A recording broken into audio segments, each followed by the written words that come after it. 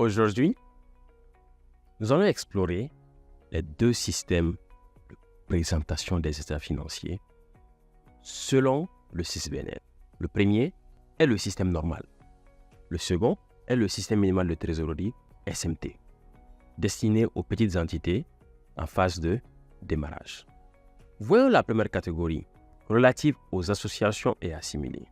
Sous le système normal, les associations et assimilés et entités similaires, incluant les ONG, les fondations, les fonds de dotation, les ordres professionnels, les organisations religieuses, les partis politiques, syndicats et clubs sportifs ayant le statut d'association, présentent les états financiers de la façon suivante.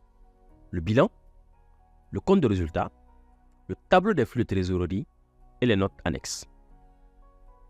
Pour les projets de développement et agences d'exécution de l'État, les états financiers comprennent le tableau emploi-ressources, le tableau d'exécution budgétaire, le tableau de réconciliation de trésorerie, le bilan, le compte d'exploitation et les notes annexes.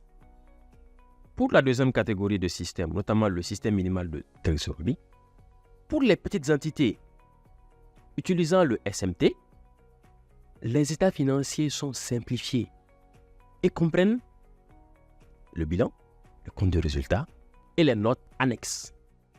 La distinction entre ces deux systèmes reflète la diversité des besoins comptables au sein du secteur non lucratif. Alors que le système normal fournit une vision complète et détaillée, le SMT offre une approche simplifiée, adaptée aux petites entités en phase de démarrage. Faisons un focus sur le SMT, une option de gestion financière allégée destinée aux organisations à but non lucratif disposant de ressources limitées. Pour être éligible au SMT, une organisation doit avoir des ressources annuelles inférieures ou égales à 30 millions de francs CFA équivalents. Ces seuils s'appliquent également sur deux exercices cumulés. Par exemple, si une organisation a des ressources de 12 millions en année N et 20 millions en N plus 1, totalisant 32 millions, elle dépasse le seuil et ne peut donc pas utiliser le SMT. Les ressources annuelles englobent diverses sources de revenus, telles que les subventions, les cotisations, dons, legs et ressources de projets de développement. Si une organisation dépasse le seuil d'éligibilité pour le SMT, elle doit adopter le système normal. Ce système offre une approche complète, plus rigoureuse et complète, assurant une meilleure transparence et un contrôle accru. Bien que le SMT offre une simplicité apparente, le CISBNL encourage les organisations à adopter le système normal pour une gestion financière plus rigoureuse et transparente. Pour les projets de développement, les bailleurs de fonds exigent souvent le tableau des emplois ressources, orientant ces organisations vers le système normal. Parce qu'au niveau de SMT, nous n'avons pas de tableau emploi ressources. Ainsi, le SMT ou système minimal de trésorerie est particulièrement adapté pour les petites associations et assimilés en phase de démarrage.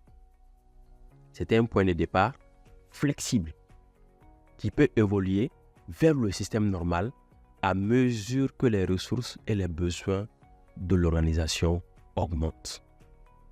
Le SMT offre une solution comptable viable pour les organisations à but non lucratif en début de parcours. Toutefois, avec l'accroissement de leur activité et ressources, le passage au système normal devient une étape nécessaire pour maintenir une gestion financière conforme et transparente. Explorons l'un des documents fondamentaux en comptabilité. Livre d'inventaire. Ce document joue un rôle crucial dans la documentation financière de toute entité. Le livre d'inventaire est un document comptable obligatoire. Il sert à consigner de manière exhaustive et détaillée l'ensemble des états financiers de l'entité.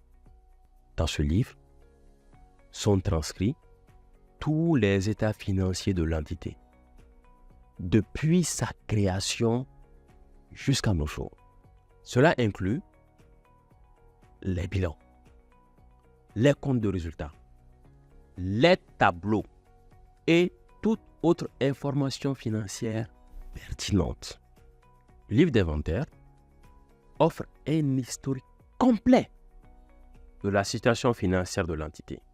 Il permet aux dirigeants, auditeurs et autres parties prenantes de suivre l'évolution et de prendre des décisions éclairées. Le livre d'inventaire est donc bien plus qu'un simple document comptable. Il est une chronique fidèle de la vie financière d'une entité.